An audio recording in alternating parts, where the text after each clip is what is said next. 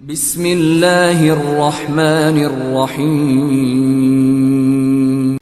آپ کی خدمت مقدس میں سورہ مبارکہ دخان۔ دخان کیا ہے؟ دخان قرآن مجید کے سوروں میں ایک ایسا عظیم الشان سورہ ہے کہ جس کا حوالہ سمجھ لیجئے کہ 25ویں پارے میں ترتیب نزول کے لحاظ سے نمبر ہے 44، ترتیب قرآن کے لحاظ سے 44 اور ترتیب قرآن کے لحاظ سے 64۔ 25ویں پارے کا 64واں سورہ ہے۔ جب نزول میں تلاش کریں گے تو یہ نمبر 44 ہے۔ اس اعتبار سے اس سورے میں پروردگار عالم نے 59 آیات نازل کی، ایک کم 60۔ ویسے اس سورے کی تلاوت سوائے شب قدر کے بہت کم کی جاتی ہے۔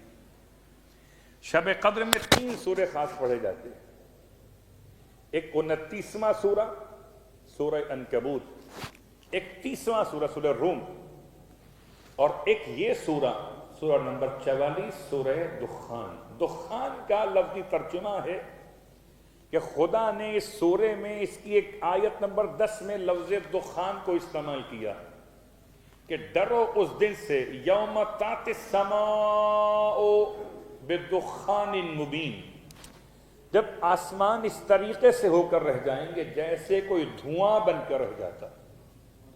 تو یہ اصلاً قیامت کا حوالہ ہے، اور قیامت کے حوالے کے ساتھ ساتھ سرکار ختم یہ مرتبہ صلی اللہ علیہ وسلم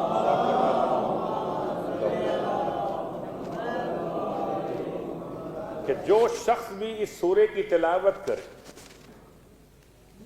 جو شخص بھی سورہ دخان کی تلاوت کرے، خدا وند عالم اس کے سارے پچھلے گناہوں کو بخش دیتا ہے۔ اور خاص شب جمعہ کی تاکید ہے۔ تو شب قدر تو بہت دور ہے، آج شب جمعہ ہے، اور شب جمعہ شب قدر ہو سکتی ہے اگر فاطمہ سمجھ میں آ جائے، اور اگر سیدہ سمجھ میں نہ آئے تو شب قدر بھی شب قدر نہیں ہے، بے قدری ہے۔ اور اگر سیدہ سمجھ میں آ رہی ہیں تو ہر رات شب قدر ہے کہ انسان تمام برکتیں، تمام فیوز سیدہ فاطمہ الزہرا صلوات اللہ علیہا کے نام سے۔ تو شب جمعہ تلاوت کریں سورہ دخان کی، 59 آیات کی تلاوت کیجئے تاکہ پروردگار عالم انسان کے سارے پچھلے گناہوں کو بخش دے۔ یہ تو بات تھی شب جمعہ کی تلاوت کے اعتبار سے۔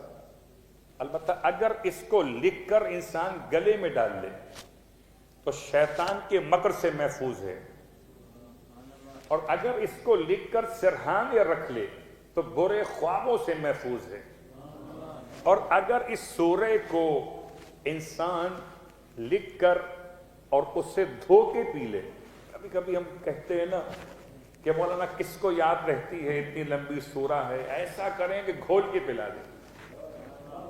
تو اگر واقعاً اس سورے کو لکھنے کے بعد گھول کے پلا دیا جائے تو انسان کے لیے سب سے بڑا مسئلہ، وہ خاص طور سے آدھے سر کا درد، اسے میگرین کہتے ہیں یا مائگرین کہتے ہیں، کہ وہ ختم ہو جاتا۔